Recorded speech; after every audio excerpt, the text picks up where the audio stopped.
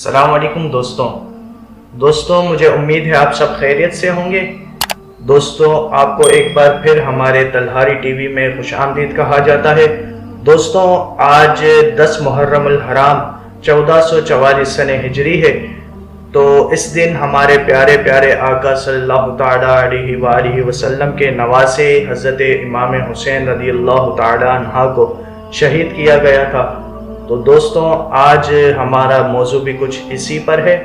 آج میں آپ کو کچھ واقعہ کربلا کے بارے میں بتانے جا رہا ہوں، جیسا کہ آپ نے تھمب نیل میں دیکھ لیا ہوگا۔ تو دوستوں بنا وقت ضائع کیے ہم اپنے موضوع کی طرف آتے ہیں۔ تو دوستوں 55 سال سے کچھ مہینے زیادہ امام حسین مدینہ چھوڑ رہے ہیں۔ نانا جان کے دربار میں التجائے ہیں کہ حضور یہ کیفیت ہو گئی ہے کہ مدینہ شریف میں یزیدیوں کا ایسا زور ہے، امام حسین نے بہتر یہی جانا کہ اپنے اہل خانہ کے ساتھ مکے آ جائیں۔ اب کوفہ کی طرف سے امام حسین کو عرضیاں پیش کی جا رہی ہیں، لیٹر لکھے جا رہے ہیں کہ حضور یہاں بھی یزید اور ان کے ٹولے کا ایک ظلم و جبا کا بازار گرم ہے اور ہم اس کی بیعت نہیں کرنا چاہتے۔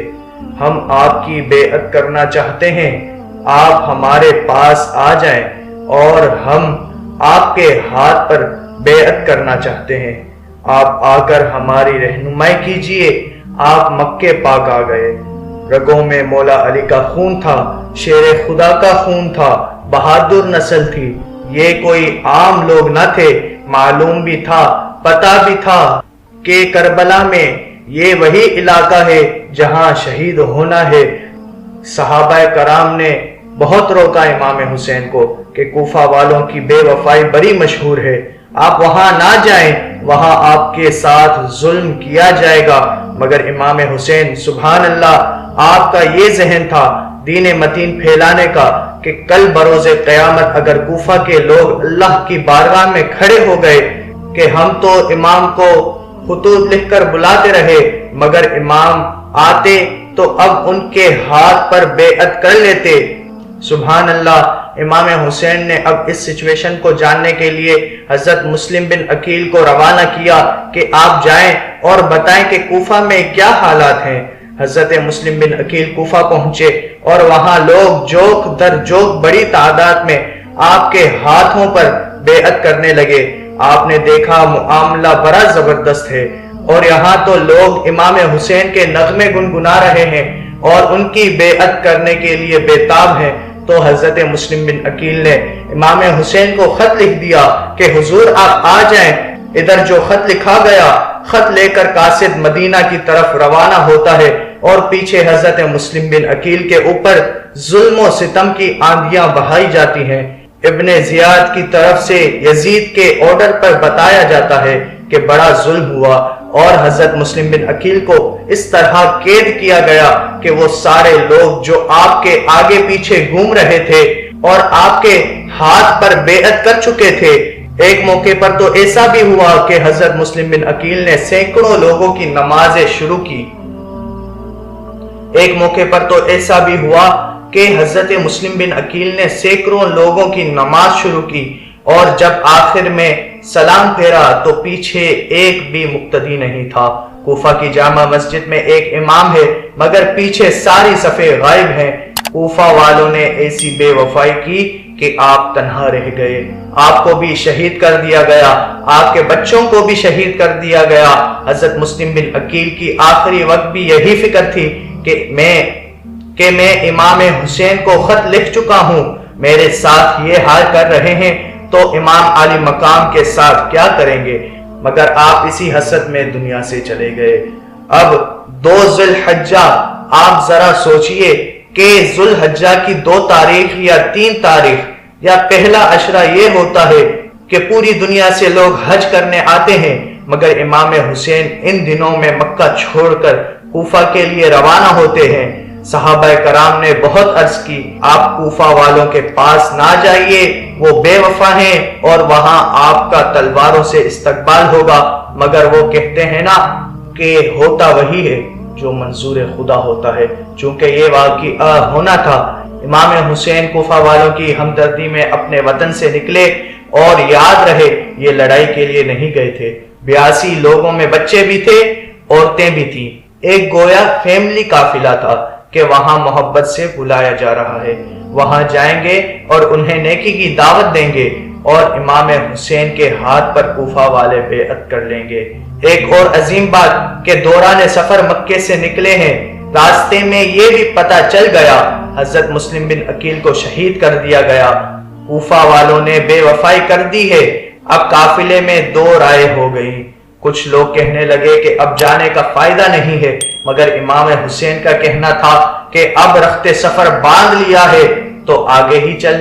اب وہاں جب پہنچتے ہیں تو ہر 1000 کی فوج لے کر آپ کو روکنے کے لیے آتا ہے، اور اس وقت وہ یزید کی فوج میں ہوتا ہے، مگر امام حسین سے بھی محبت ہے، امام حسین سے عقیدت بھی ہے۔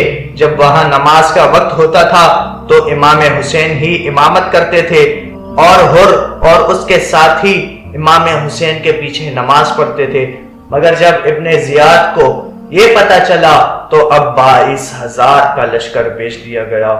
دوستوں، یہ تاریخ کی کیسی لڑائی تھی کہ 82 لوگ کچھ خاندان کے ہیں جن میں بچے اور عورتیں بھی ہیں جو لڑائی کے لیے نہیں آئے ہیں، ان کے مقابلے کے لیے 22,000 کا لشکر، یعنی گویا یزیدی بھی جانتے تھے کہ یہ علی کا خون ہے، یہ شیر خدا کی اولاد ہے، یہ چند لوگوں سے کنٹرول نہیں ہو سکیں گے۔ 22,000 کا لشکر بھیجا گیا، پانی بند کیا گیا، بھوکا پیاسا کر دیا گیا، بچوں کو تکلیف میں ڈال دیا گیا، اور پھر اسی تکلیف، اسی پیاس کے عالم میں 10 محرم کا دن آ گیا۔ سن 61 ہجری ہے، اور 10 محرم کو اس زمین نے یہ منظر کیسے دیکھا ہوگا۔ جن کو اپنی زبان دیا کرتے تھے اور نبی پاک کے لعاب کو وہ اپنی غذا بنایا کرتے تھے، ان شہزادوں کو، ان اہل بیت اطہار کو بڑی بے دردی کے ساتھ کربلا کے میدان میں شہید کر دیا گیا۔ ایک ایک کر کے نوجوانان اہل بیت شہید ہوتے گئے، مگر سب کی زبانوں پر کلمہ طیبہ تو تھا، سب کی زبانوں پر اللہ کی رضا کے نغمے تو تھے، شکوے تو نہیں تھے، شکایات تو نہیں تھی۔ سب جانتے تھے کہ آج شہید ہو رہے ہیں، اور اگلا جو ہمارا مقام ہے وہ جنت الفردوس ہے، وہاں پر ہمارے استقبال کی گویا تیاریاں شروع ہو رہی ہیں۔ اللہ کے وعدوں پر انہیں یقین تھا، ایک ایک کر کے سب شہید ہو گئے۔ اور پھر امام حسین کی باری آئی، اور امام حسین نے کربلا کی دھرتی پر، کربلا کے میدان میں جو ایک تاریخی خطبہ دیا، مگر وہ کہتے ہیں نا کہ لالچ اندھا کر دیتا ہے۔ وہاں یزیدیوں کو جو لالچ دی گئی تھی کہ اگر یہ امام حسین کو معاذ اللہ شہید کر دیں گے یا اس لشکر کو ہرا دیں گے تو انہیں فلاں ملک کی سربراہی، فلاں شہر کی گورنری اور اتنے ہیرے جواہرات دیے جائیں گے۔ مال کے لالچ میں، اقتدار کے لالچ میں کلمہ پڑھنے والا مسلمان بھی کیسا اندھا ہو سکتا ہے؟ ذرا سوچئے، وہ بھی نماز پڑھتے تھے، وہ بھی اذان دیتے تھے، وہ بھی اللہ کا نام لیتے تھے۔ اس سے یہ سیکھنے کو ملا کہ صرف نماز پڑھنا، صرف اللہ کا نام لینا کافی نہیں ہے۔ ایمان کی اصل کیا ہے؟ اللہ کے حبیب سے کتنی محبت ہے، اور نبی پاک کی آل اور ان سے منسلک چیزوں سے آپ کو کتنی محبت ہے۔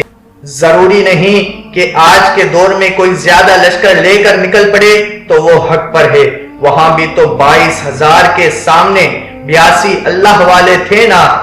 تو ہمیں چاہیے کہ ہم حق کو سچ پر چلیں، برے راستے اختیار کرنے سے بچیں، چاہے اس میں ہمارا فائدہ ہو یا پھر نقصان۔